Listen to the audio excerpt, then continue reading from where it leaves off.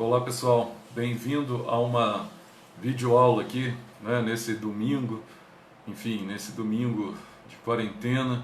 Bem-vindo a mais uma videoaula referente ao assunto de fungos, onde nós vamos tratar aqui, nessa aula especificamente, sobre o reino fungi. Portanto, essa aula ela é mais destinada aos alunos do primeiro ano, onde nós estamos vendo essa matéria, e essa matéria ela está na aula 7, Biologia 2, do livro 2, da apostila do SAS. Então, pessoal, a princípio essa aula, embora possa ser vista por mais gente posteriormente, ela é destinada principalmente aos alunos do primeiro ano, tá? E vocês estão me vendo aí nessa segunda-feira, no horário da sua aula. Então, presta atenção, nós gostaríamos de falar um pouquinho sobre esses seres que durante muito tempo não tiveram um reino específico. Por que não tiveram um reino específico? Porque alguns classificavam os fungos como vegetais aclorofilados, ou seja, vegetais que não tinham capacidade de realizar o processo fotossintético. Tá? Outros já classificavam os fungos como um parentesco mais próximo dos animais. Então, na verdade, quem são os fungos? Na verdade, nós temos aqui um reino intermediário entre os animais e os vegetais, digamos assim, em termos de caracterização. Embora, na escala de divisão de reinos, ele venha antes do reino animal. Mas, em outras palavras, os fungos, eles apresentam características tanto de animais quanto de vegetais. Nossa, Zé, como que isso funciona? Por exemplo, vou te dar uma situação bem típica com relação aos fungos. Os fungos, eles apresentam, assim como os vegetais, assim como as bactérias, eles apresentam a estrutura que nós chamamos de parede celular. Assim também como alguns protoctistas clorofilados que apresentam essa parede celular, como por exemplo as algas verdes. Eles têm essa parede de proteção, tá? Mas aí a pergunta é o seguinte: quando você compara um fungo com um vegetal, essa parede celular não é composta pelo mesmo polissacarídeo que compõe a parede celular de um vegetal, tá? Você vai aí nas nossas videoaulas aí, você vai encontrar uma aula sobre célula vegetal e caracterização da célula vegetal e meristemos. Aí você vai entender do que eu estou falando. A célula vegetal, ela é composta basicamente pelo polissacarídeo conhecido como celulose, e também ainda em menor concentração, tá? Também ali estão presentes a hemicelulose e os pectatos, que também são tipos de polissacarídeo, ok? Então o vegetal apresenta a parede celular? Apresenta, mas composta por celulose, hemicelulose e pectatos. Já o fungo também apresenta a parede celular, só que com uma diferença significativa. O polissacarídeo que compõe a parede celular do fungo não é a celulose, tá? Nem a hemicelulose nem o pectato. O polissacarídeo que compõe a parede celular do fungo, na verdade, é o mesmo polissacarídeo que está presente no exoesqueleto dos artrópodes. É esse mesmo, tá? É aquele que forma o exoesqueleto, que forma aquela couraça protetora dos artrópodes. Mas quem que é esse polissacarídeo, Zé? Esse polissacarídeo é a quitina. Guardou, meu caro? Quitina. Beleza? Quitina. Então, olha só, a parede celular dele é formada a partir de quitina e não de celulose, tá? Outra coisa, daqui a pouco já vou mostrar para vocês, aqui no meu PC. Então, olha só. Então, vegetal, celulose, parede celular. Fungo, quitina. Outra situação interessante também diz respeito ao polissacarídeo de reserva. Quando você compara o polissacarídeo de reserva do tecido animal com o tecido vegetal, do fungo com o vegetal, tá? Então presta atenção. Então a parede celular é feita de um polissacarídeo comum no animal, no invertebrado, no artrópode, tá? Já o tecido de reserva no vegetal, nós sabemos que o tecido de reserva do vegetal é o amido, que basicamente ele concentra-se em maior quantidade na região radicular da planta. Esse é o polissacarídeo, o amido.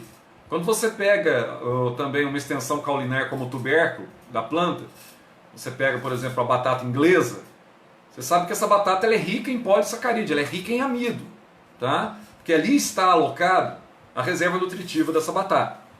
Agora, já no animal, nós sabemos que nós temos as nossas reservas. E essas reservas normalmente estão ou no nosso fígado ou no nosso músculo, normalmente, tá? E essa reserva, ela é formada pela condensação, pela compactuação de uma série de moléculas de glicose. E essas moléculas de glicose, quando juntadas, quando compactadas, elas formam o que nós chamamos de glicogênio, que é um polissacarídeo de reserva animal. Aí a pergunta para você é: o fungo, ele apresenta uma reserva de natureza animal ou de natureza vegetal? Então presta atenção, para aqueles que acham que os fungos, na verdade, apresentam o estilo vegetal, tem mais um probleminha aqui agora. Os fungos, no quesito de reserva, assim como no quesito de composição da parede celular, eles estão mais próximos aos animais do que aos vegetais. Guardaram? Estão mais próximos aos animais do que aos vegetais. Por quê? O tecido de reserva do fungo é o mesmo tecido de reserva do animal, que é o glicogênio. Tá? Aí conseguiu guardar? Beleza? Então beleza. Os fungos são seres que podem ser tanto uni quanto multicelulares. Tá? Os principais fungos que talvez você conheça aí no dia a dia, tá? Eles são das duas vertentes, uni e multicelular. Ah, então Zé, ele pode apresentar corpo de frutificação. Pode, a gente vai ver isso. Cogumelo é um fungo. E você vê claramente o corpo de frutificação do cogumelo. Tá? E o fungo também, ele apresenta extensões filamentosas que nós chamamos de hifas. E essas hifas, elas se reúnem formando muitas vezes o corpo do fungo. E o corpo do fungo nós chamamos de micélio. Tá? Micélio. Guardou? Esse pode ser também conhecido como corpo de frutificação em muitos casos.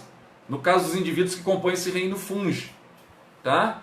Então dá para eu estabelecer algumas características morfológicas que diferenciam um fungo do outro? Óbvio que sim. Se você tem alguns que são unicelulares, outros que são multicelulares, então nós já podemos aqui atribuir uma visão mais facilitada macroscopicamente naqueles que são multicelulares, tá? Que apresentam esse corpo de frutificação. Agora, um detalhe interessante que assemelha o fungo também ao animal. O fungo, ele não apresenta cloroplasto. Embora ele tenha toda a estrutura de uma célula eucariótica, como nós temos, ele não apresenta, tá, cloroplasto. Se ele não apresenta cloroplasto, ele não tem clorofila. Se ele não tem clorofila, ele não apresenta a prerrogativa autotrófica. Ou seja, ele não apresenta a prerrogativa de realizar o quê? Fotossíntese. Por isso que o fungo, você não encontra no solo fungos verdes. Eles não têm clorofila. Então, um detalhe, se eles não conseguem produzir o seu próprio alimento, como nós não conseguimos produzir o nosso próprio alimento, eles são seres o quê? Heterótrofos. Guardou, meu caro? Heterótrofos. O que é isso, Zé? Heterótrofos são seres que têm que alimentar-se de matéria orgânica pronta. Matéria orgânica já disponível e preparada, é o nosso caso. Nós não temos capacidade de realizarmos a nossa própria autonutrição. Os vegetais têm essa capacidade. Alguns protoctistas apresentam essa capacidade de realização da autonutrição. Quando isso acontece, nós chamamos esses seres do quê? De autótrofos. Eles têm a capacidade de nutrir-se através de fotossíntese, e algumas bactérias também lá no reino Monera também apresentam essa prerrogativa fotossintética. Embora não tenha cloroplasto, mas tenha a clorofila interna, bactéria clorofila, através de fotossíntese ou através de um outro processo de autotrofia, que nós chamamos de quimiossíntese. Mas o fungo não apresenta nenhum desses processos. O fungo, na verdade, é semelhante a nós. Ele é autótrofo como nós somos. Eles vão, então, conseguir alimentar-se de matéria existente no meio. já pronta. Dessa forma, você pode ter alguns fungos, que nós chamamos de fungos de vida livre. Esses fungos muitas vezes são extremamente importantes para a manutenção do equilíbrio dos ecossistemas, porque eles participam do ciclo do nitrogênio. Juntamente com algumas bactérias, eles realizam a fixação biológica do nitrogênio. Ou seja, eles conseguem converter o nitrogênio gasoso em nitrogênio mineral, que vai ser então utilizado pelas plantas. Além disso, os fungos também são seres altamente patogênicos, em alguns casos. Você tem fungos aí que causam doenças. E as doenças causadas pelos fungos, nós chamamos do quê? Micoses. Então toda vez que você associar uma expressão micorriza, mico ali é raiz, risa, raiz, mico está relacionando ali a interação entre raiz e fungo. Toda vez que tiver mico, é fungo. Então doenças provocadas por fungos, nós chamamos de micoses. Ah, Zé, eu já tive uma dermatite provocada por fungo. Zé, eu já tive uma frieira ao pé de atleta provocada por um tipo de fungo presente no pé, tá? Nos vãos dos dedos. Isso é comum.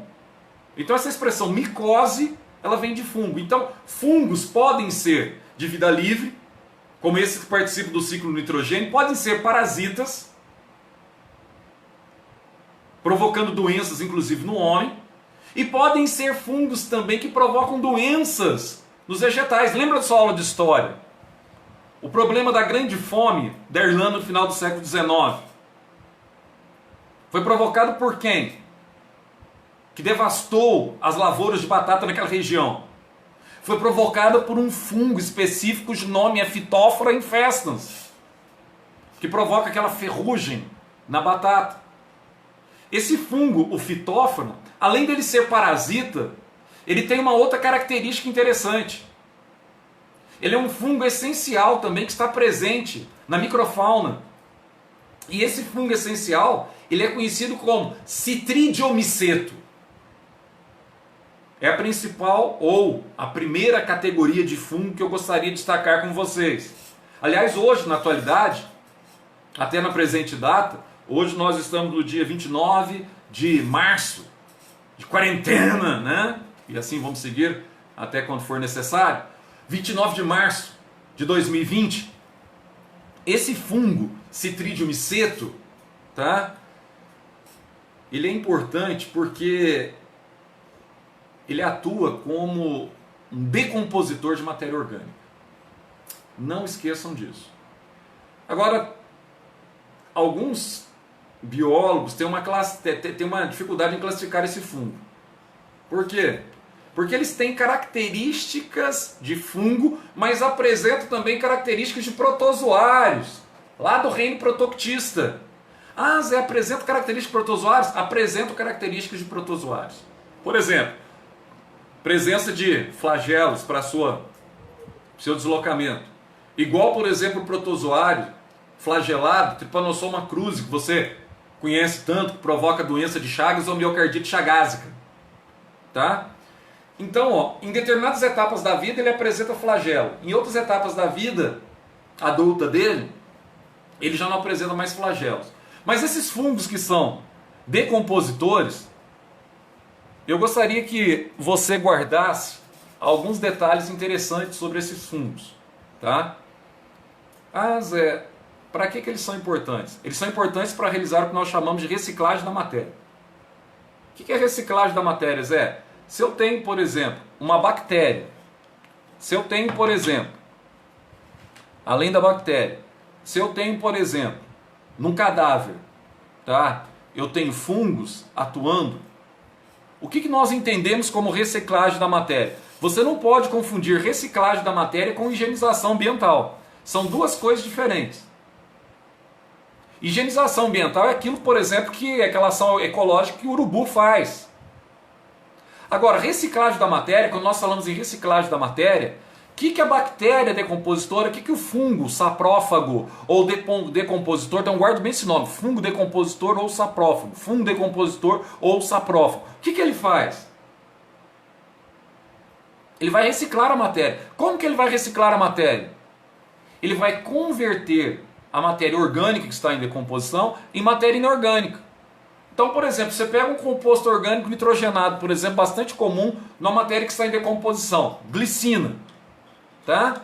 Quando você pega esse composto orgânico que está sendo fabricado aí com a decomposição da matéria, a glicina, que é um composto rico em nitrogênio proteico, o fungo ele consegue converter esse composto, a glicina, em matéria inorgânica.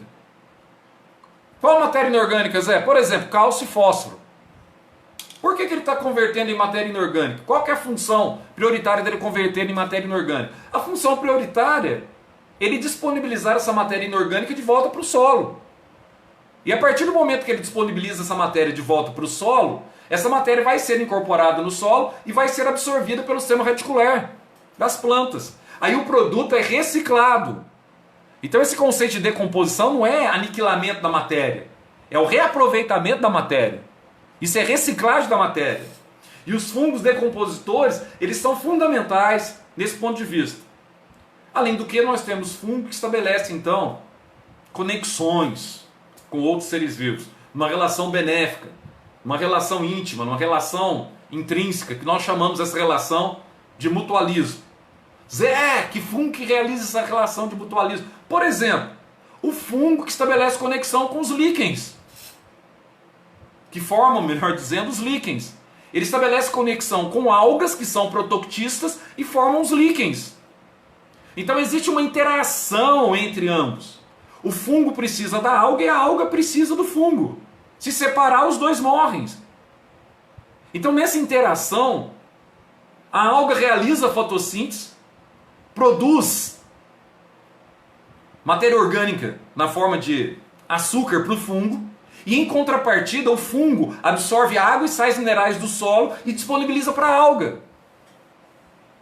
Essa relação entre eles é tão intrínseca que eles criaram até uma própria forma de reprodução. Qual que é a forma de reprodução, Zé? A forma de reprodução é através de estruturas assexuadas que eles produzem, liberam para o meio, e essas estruturas assexuadas são conhecidas como sorédios. Ah, esses sorédios, então, ao cair em solo úmido, eles vão germinar, brotar e formar um novo líquen. Exatamente. Os fungos, por exemplo, em relação mutualística, eles estabelecem uma conexão com raízes de plantas cítricas, como o limoeiro, como a laranja, como a acerola. No sistema radicular ali estabelece uma conexão, formando uma maior estrutura de absorção radicular no solo. E essa estrutura nós chamamos de micorrizas, que eu mencionei no início da aula. Ou seja, essas micorrizas sempre estão presentes em frutas cítricas para que elas consigam absorver melhor os sais minerais do solo. Então essa relação é benéfica para o fungo e benéfica também para essas estruturas. Nossa, Zé, eu nunca imaginei que fungo tinha tanta coisa boa para se falar acerca do fungo. Ah, tem. Tem coisa negativa que nos atinge, patologias fúngicas que são tratadas com o quê? Com antibiótico. Aliás, por falar em antibiótico, então nós temos os fungos Citrídeos micetos, que são esses fungos que provocam doença, que são fungos que muitas vezes não são classificados bem como fungo, mas até então a gente segue a classificação convencional. Agora nós temos os fungos que nós chamamos, os fungos bem comuns, que nós chamamos de ascomicetos. E uma informação, é lógico que os agentes antifúngicos nem sempre são, tá, de estrutura antibiótica. Antibiótico é mais destinado a bactérias. Eu que me empolguei aqui. Agora, presta atenção no detalhe aqui. Então você tem aí o cetoconazol, por exemplo, que são estruturas, tá, antifúngicas. Não necessariamente são antibióticos. Embora a palavra antibiótica, no sentido genérico, significa antivida. Então, nessa situação, pode ser considerado antibiótico, que é antivida. Antibiótico não é necessariamente antibactérias, né? Embora não seja utilizado para vírus, exceto alguns que têm ação antigermicida, como a azitromicina, que está sendo também utilizada para o coronavírus aí no tratamento, mas é que está em estudo. Tá ok? Então presta atenção no detalhe aqui. Então os fungos, eles são interessantes porque são decompositores, citridiomicetos, pode provocar doenças, mas ainda nós temos os ascomicetos. E dentro desse ascomiceto, nós temos uma série de situações aqui extremamente interessantes, porque nós temos fungos unicelulares que atuam, por exemplo, no processo de fermentação, no processo de respiração anaeróbia, no processo de fabricação de bebida alcoólica, no processo de fabricação do pão. Ah, é, Zé? É um fungo? É o fermento biológico que é utilizado na massa do pão. Ô Zé, explica uma coisa para mim. A massa do pão, ela cresce quando eu amasso o pão? Não, ela não cresce. Ô Zé, mas eu vejo lá minha avó, minha mãe fazendo pão, etc tal. Parece que ela cresce, Zé. Ela não cresce. Por quê? Durante o processo de fermentação, a glicose é quebrada em via glicolítica e libera um álcool, que é o etanol, e libera CO2, e libera energia na forma de ATP. Presta atenção, esse CO2 liberado na fermentação, realizado pelo fungo que está no fermento, ele se expande na massa. E ao se expandir na massa, quando você corta a massa do pão, você vê que ali, internamente, há galerias formadas. E essas galerias, para conduzir, tá, os elementos gasosos, são elas que permitem a expansão da massa do pão. Nem sempre expansão é sinônimo de crescimento. Então ele está expandindo. Quando você corta, você vê claramente essa elasticidade da massa em função das galerias ali formadas. Então esses são os fungos ascomicetos. Guardou? Agora presta atenção. Esses fungos ascomicetos foi a grande revolução na história da medicina. Por que foi a grande revolução na história da medicina? Por causa da descoberta por Alexandre Fleming de uma medicação potente que atingia diretamente as bactérias. Uma relação de antibiose e um amensalismo. Daí o nome de antibiótico. Como que foi descoberto? Vou te contar a história rapidamente. Rapidamente. No final do século XIX, nas colinas da Inglaterra, uma família aristocrata resolveu ir no final de semana, passar o final de semana, etc, tal, com piscina, com festas, tal. E o filho dessa família estava na piscina, caiu na piscina para nadar e começou a se afogar. O filho do jardineiro viu aquilo e pulou na piscina para salvar aquele rapaz que estava se afogando. O filho daquela família aristocrata. E o filho do jardineiro salvou aquele rapaz. O pai daquele rapaz, que era o patrão do jardineiro, chegou até o jardineiro e falou para ele assim: o seu filho salvou a vida do meu filho. Peça o que você quiser, que eu darei a seu filho. O jardineiro disse para ele assim: não, meu filho fez com seu filho aquilo que ele faria com qualquer outra pessoa. Porque foi essa a educação que ele recebeu. Mas aí o pai disse assim: eu insisto, peça o que você quiser. Ele falou: olha, eu vou ser sincero para ti, meu filho, o grande sonho da vida dele é ser médico, mas eu sou jardineiro. Como que eu vou conseguir custear a faculdade de medicina para o meu filho? Aí esse homem, que na verdade era o Winston Churchill pai, ele disse: o seu filho vai estudar na melhor faculdade de medicina do Reino Unido. E o rapaz cresceu, e assim aconteceu, e ele estudou na melhor faculdade de medicina do Reino Unido. E esse rapaz, ele entrou para a história da ciência, o nome dele é Alexandre Fleming, pela descoberta casuística do antibiótico. E é interessante que esse rapaz, que ele já havia salvado, o menino que ele havia salvado na piscina, é o grande estadista inglês, um dos maiores da história, primeiro-ministro da Inglaterra, inclusive aí ao término da Segunda Guerra Mundial, Winston Churchill. E é interessante que Fleming, entre a década de 30 e 40, ele veio então descobriu esse antibiótico. Winston Churchill ficou doente numa conferência em Teherã, na capital do Irã, e foi acometido por uma pneumonia bacteriana. E essa medicação ainda estava em fase de testes, à base de fungo. Aí chamaram o melhor médico da Inglaterra para socorrer o primeiro-ministro da Inglaterra. Quem era o melhor médico da Inglaterra? O Alexandre Fleming. O mesmo que havia salvado a vida de Winston Churchill quando era jovem. E um detalhe interessante: aquele que o pai reconheceu que havia salvado a vida do seu filho, estava agora como o melhor médico da Inglaterra, pois o Churchill pai havia custeado todos os seus estudos. E agora ele desce para Teherã para socorrer novamente, para salvar a vida novamente de Winston Churchill filho, primeiro-ministro inglês, através da descoberta do primeiro antibiótico produzido em escala comercial, conhecido como penicilina. A bezetacil que você já tomou, com certeza. E essa penicilina, ele extraiu de um fungo ascomiceto, conhecido como penicillium. Então guarde bem. Toda vez que você ouve aí amoxicilina, penicilina, azitromicina, grande parte dos antibióticos nós os utilizamos hoje contra colônias bacterianas são de derivação fúngica. Então os fungos são fundamentais para a indústria farmacêutica.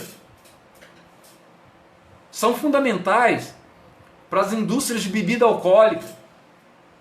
Os ascomicetos são fundamentais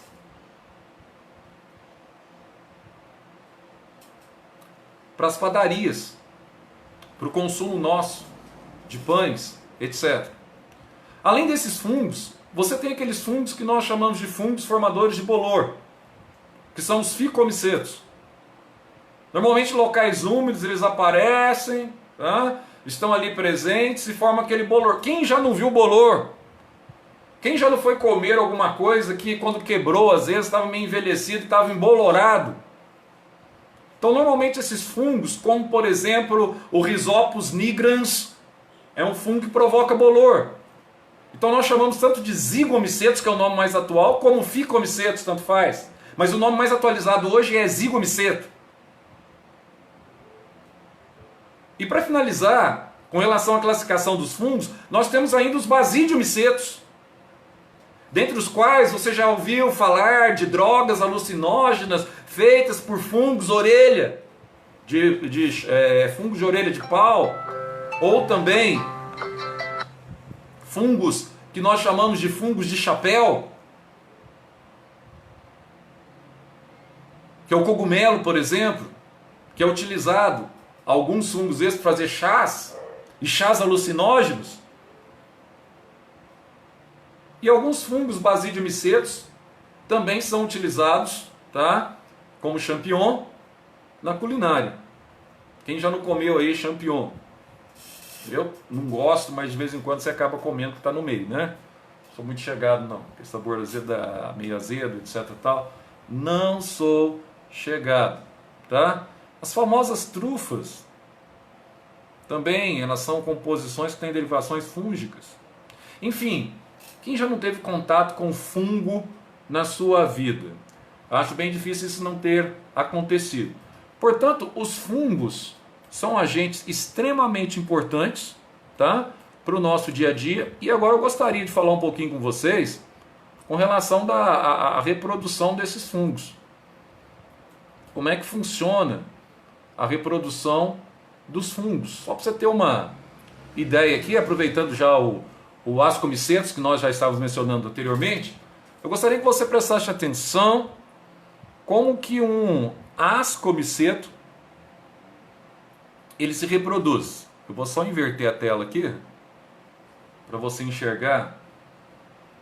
Aqui, quando a gente faz ao vivo, tem que ser tudo, né? Inclusive até o alarme da gente aqui toca, você viu, né? Até o alarme do celular toca. Então tem coisa que a gente acaba esquecendo. Como está ao vivo, não é fácil, né?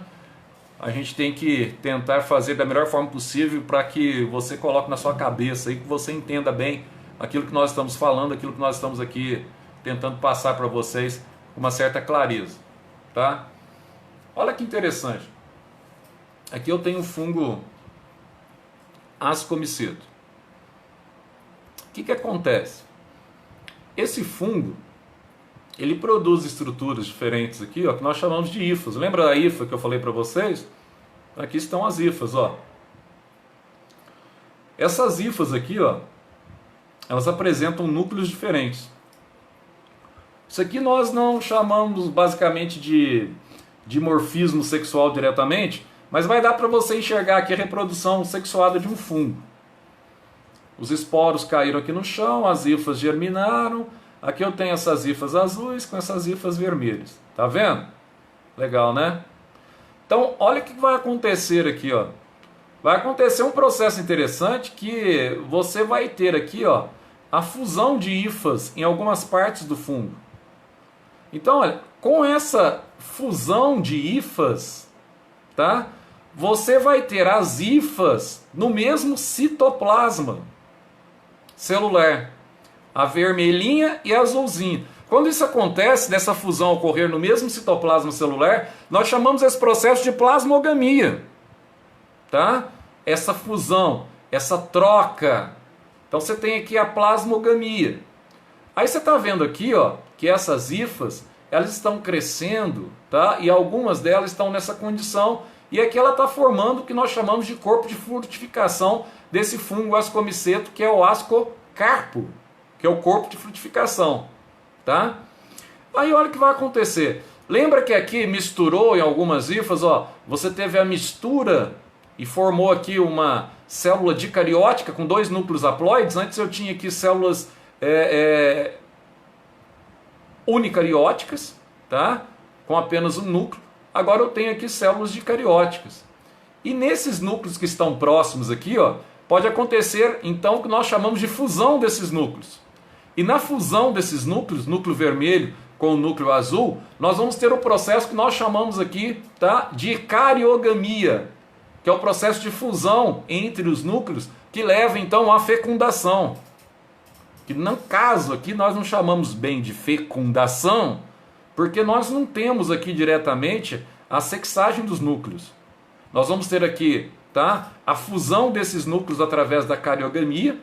Se fosse no caso humano, por exemplo, o óvulo com o espermatozoide, aí nós chamávamos esse tipo de cariogamia de fecundação, ou anfimixia. Aí nesse caso aqui, ó, com a fusão desses 2 núcleos, você vai ter a formação do indivíduo diploide, que é o zigoto.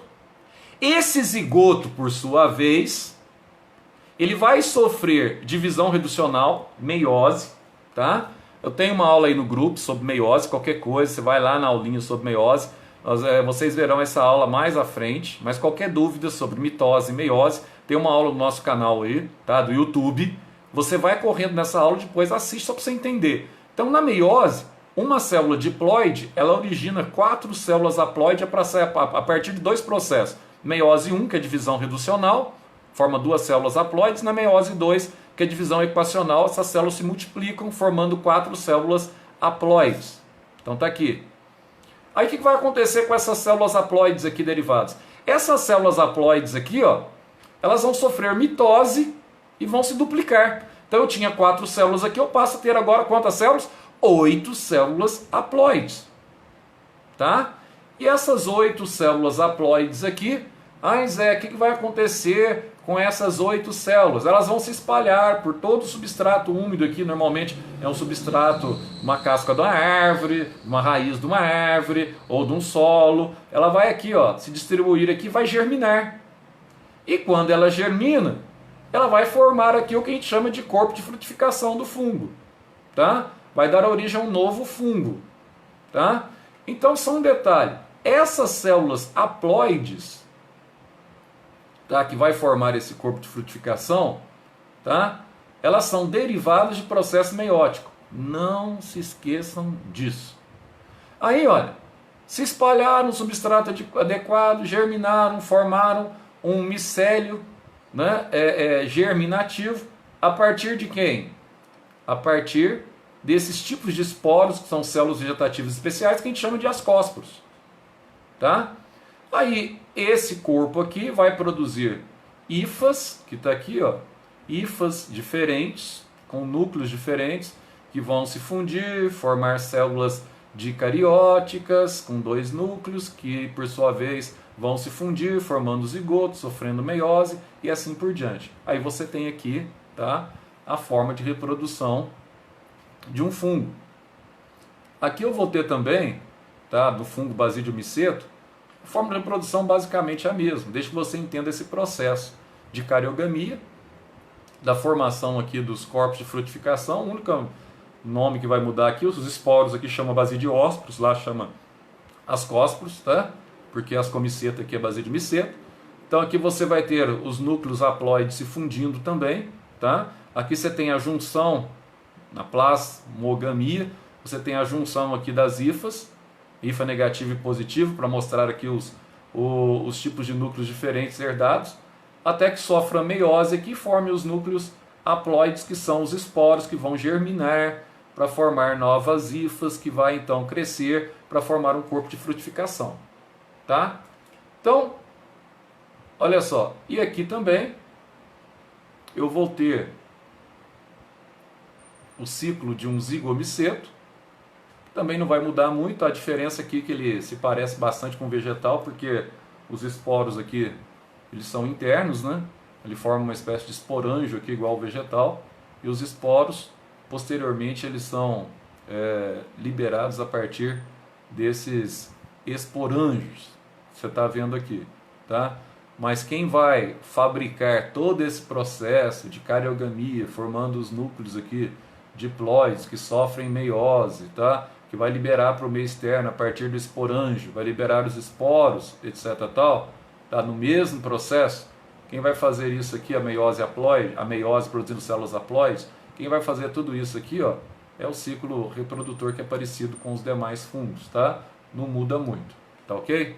Então, olha só, os fungos são seres extremamente essenciais para a vida na Terra.